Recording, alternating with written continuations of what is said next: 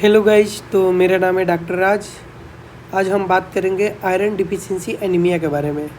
ये भी university exam में लॉन्ग क्वेश्चन शॉर्ट क्वेश्चन के रूप में आ सकता है। ठीक है, तो इसको हम लोग अच्छे से देखेंगे, जिसका पूरा मतलब इटियोलॉजी से लेकर क्लिनिकल पिक्चर, इन्वेस्टिगेशन, मैनेजमेंट, आप आयरन डिफिशिएंसी एनीमिया का पूरा हर चीज़ करेंगे। ठीक है, तो लेक्चर स्टार्ट करते हैं।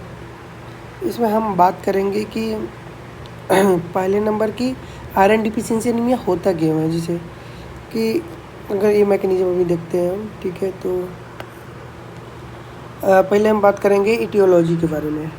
फर्स्ट हेडिंग डालोगे इटियोलॉजी, जिसमें क्या होता है कि अगर हम आयरन इनटेक ही कम करें, जैसे वो कम कैसे होगा, जैसे मिल्क फीड इन्फेंट्स सुनते हैं, जिसमें ज़्यादा वो मिल्क ही ले रहा हो, या अल्डरली विथ इम्प्रॉपर डाइट या पुअर डेंटिनेशन हो, लो सोशियो इकोनॉमिक सेशंस हो, अच्छा वेजिटेरियन ज़्यादा हो, तो यहाँ पे क्या होता है कि पुअरली एब्जॉर्बल इनऑर्गेनिक आयरन का होता है। फिर अगर डिक्रीज एब्जॉर्शन आयरन, मान लो कि हमारे बॉडी में जो आयरन एब्जॉर्शन ही मतलब ना हो अच्छे से, तो कब ये होता है, जैसे पार्शियल गैस्ट्रोक्टोमी अगर जो बंदा करवाया होगा उसमें हो सकता है, या इंटेस्टाइनल एब्जॉर्शन इज इम्पेयर्ड हो, स्पूर हो, या अदर कॉज जैसे इंटेस्टाइनल स्टेटोरिया हो, क्रोनिक डायरिया हो कई दिनों से, इसकी वजह से भी हमारा आयरन एब्जॉर्प्शन कम हो सकता है। ठीक है, जैसे स्पेसिफिक आइटम से diet like phytates of cereals, tannates, carbonates, oxalate, phosphates and drug can impair iron. ये सब भी अगर ड्रग्स ले रहा होगा तो हमारे बॉडी में आयरन एब्जॉर्प्शन कम हो सकता है। अगर हमारे बॉडी में ज़्यादा आयरन की डिमांड रिक्वायर ऑफ आयरन हो तो उससे भी जैसे rapid growth in infants, adults, pregnancy या लैक्टेशन, अगर कम आयरन खाएगा और ज़्यादा उसकी बॉडी में ज़रूरत लगेगा, उससे भी आयरन डिफिशिएंसी एनीमिया हो सकता है।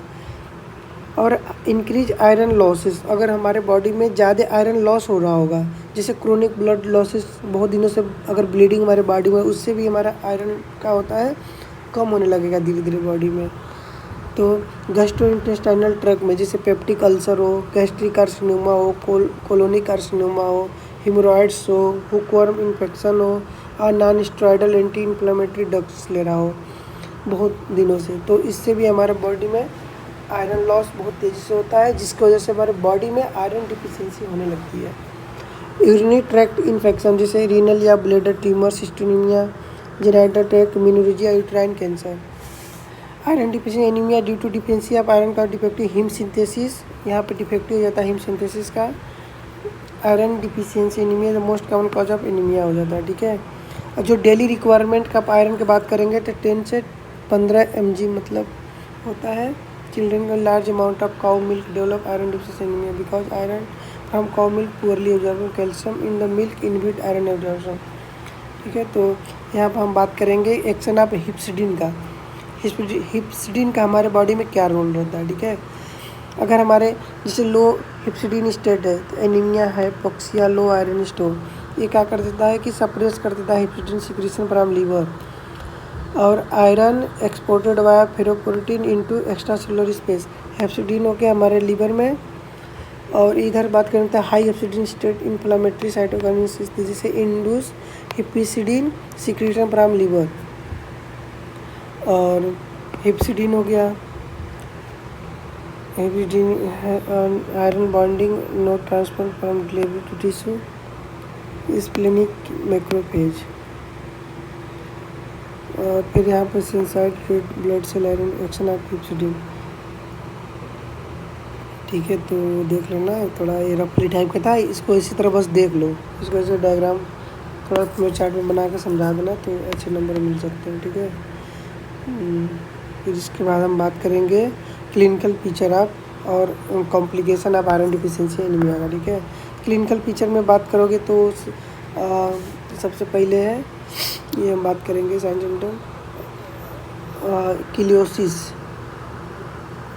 में fissure cornea of mouth, angular stomatitis, atrophic glossitis में बात करेंगे, ब्रिटल फिंगर नेल्स हो जाएगा, प्लेंटिंकिया हो सकता है, क्लिनिकिया हो सकता है, spooning of the finger nail, brittle hair हो सकता है, ब्लू टिंगलेट स्क्लेरा एलोपेसिया हो सकता है, Pica is the unusual craving of substances which a crunching sound with no nutritional value like clay, chalk, craving for ice, जिसको pagophagia बोलते हैं, specific iron deficiency या less commonly for clay geophagia या starch amylophagia. Pagophagia is deliver to the most specific to iron deficiency. अरे ये सब छोड़ो भाई, ऐसे पिक्का लिख देना, ठीक है। पिक्का भी अगर मतलब कि बच्चों में पिक्का कॉमन होता है, क्योंकि वो क्या होता है ना कि नॉन न्यूट्रिशनल मतलब चीज़ें खाते हैं, जैसे मिट्टी, चाक, जितने भी ये सब सारी चीज़ें ना वो खाने लगता है, उससे भी हमारे बॉडी में आयरन डिफिशिएंसी एनीमिया हो सकता है। तो पिक्का लिख देना डायरेक्ट, सही रहेगा। प्लमर विंसन सिंड्रोम या पैटर्न ब्राउन कैली, इसके बारे में थोड़ा हम देख लेते हैं यहाँ पे। Sideropenic dysphagia develop in long standing iron deficiency. Iron deficiency microcytic hypochromic anaemia का भी हो सकता है, एट्रोपिक ग्लोसाइटिस हो सकता है, oesophageal postcoronal wave resulting in dysphagia for solid then liquid. The patient have increase risk of squamous cell carcinoma pharynx and oesophagus, ठीक है। Beeturia is a phenomenon urine term rate following injection of beets. Beeturia is a increase individual with iron deficiency, 49 से 80% individual with iron deficiency में, ठीक है। तो ये सब देख लेना थोड़ा, साइन हो गया आयरन डिफिशिएंसी क्लिनिकल पिक्चर। अब बात करेंगे डायग्नोसिस हम कैसे करेंगे। तो याद रखना लैब डायग्नोसिस में आयरन डिफिशिएंसी एनीमिया का, इसमें हम कर सकते हैं हीमोग्लोबिन एंड हीमेटोक्रिट से, यहाँ पे डिक्रीज मिलेगा। रेड सेल इंडिसेस जैसे mean cell volume less than 80 पेंटोलीटर, ठीक है। MCS मिलेगा लेस देन 25 पिकोग्राम। MCSC मिलेगा less than 27 gram per DL, ये सब देखना। RDW मिलेगी इंक्रीज यहाँ पर रहेगा more than 50%। Earlier sign of iron deficiency, ये सब देख लेना पूरा। पेरिफेरल स्मीयर फिर हम करवाएंगे तो RBCR माइक्रोसिटिक मिलेगा, स्मॉल और हाइपोक्रोमिक रहेगा, ठीक है।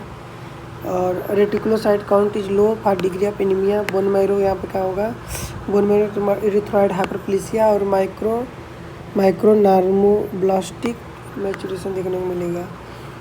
Absence of bone marrow iron gold standard test होता है, ये सबसे याद रखना, MCQ में भी आ सकता है, ठीक है। जो यूनिवर्सिटी एग्जाम का MCQ होता है उसमें भी आ सकता है। गोल्ड स्टैंडर्ड टेस्ट होता है, absence of bone marrow iron आ सकता है, ठीक है।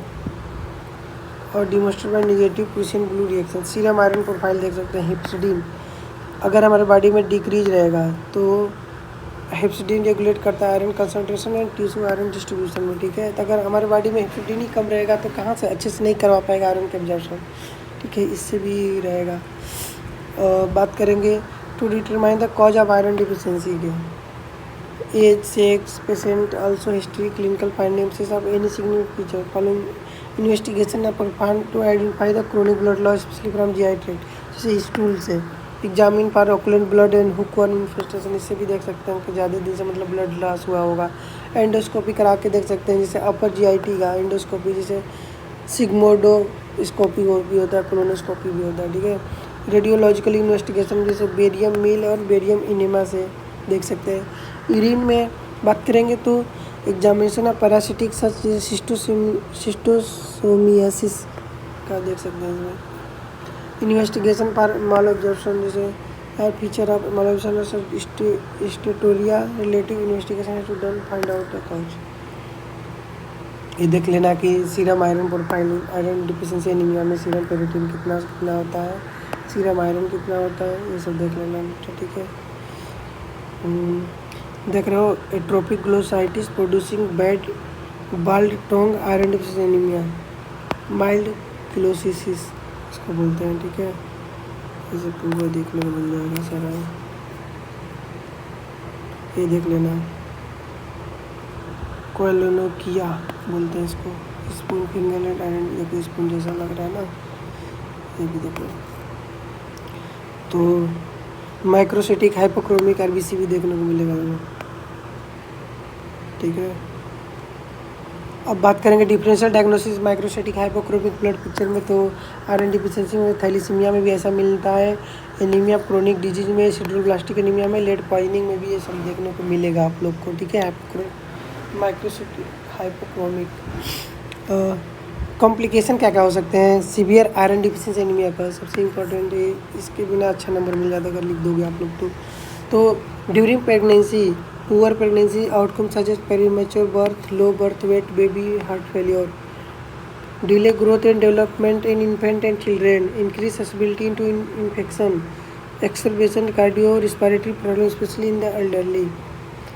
ये सब देख लेना, ठीक है। कॉम्प्लिकेशन में प्रेगनेंसी में हो सकता है heart failure, delay growth and developmental infant child, अगर हमारी बॉडी में आयरन कमी हो जाएगा तो ग्रोथ जो होता है कम हो जाता है हमारी बॉडी में, स्टार्टिंग में इन्फेंट्स में चिल्ड्रन देखने को मिल जाता है। ये सब सारा चीज़ें कॉम्प्लिकेशन हो गया।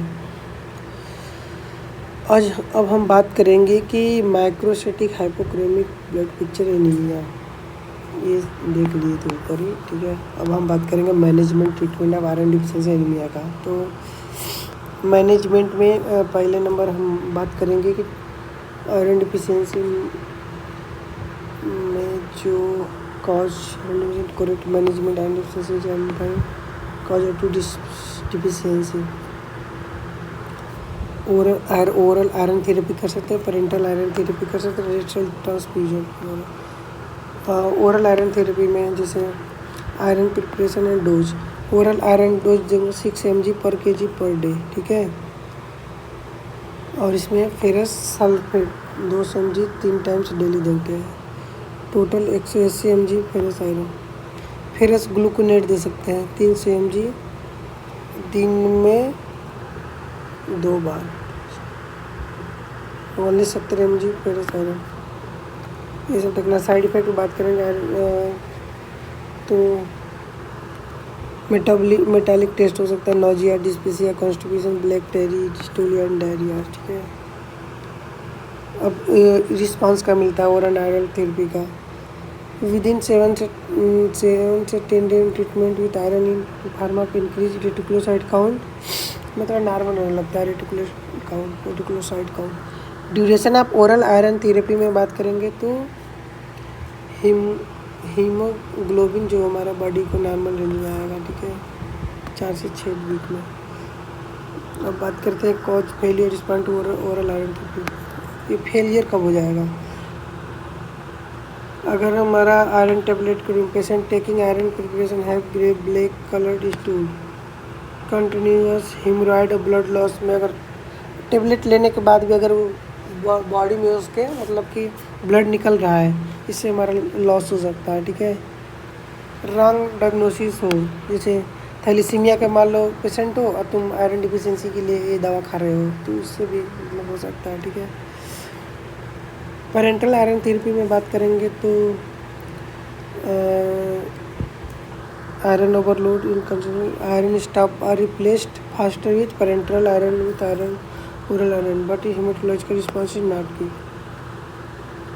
हम पेरेंटल आयरन थेरेपी कब कब दे सकते हैं उसको, जैसे intolerant to oral iron preparation, severe malabsorption हो, ज़्यादा ब्लड लॉस हो अनकंट्रोल, तो हम इस दे सकते हैं, ठीक है, पेरेंटल वेट से।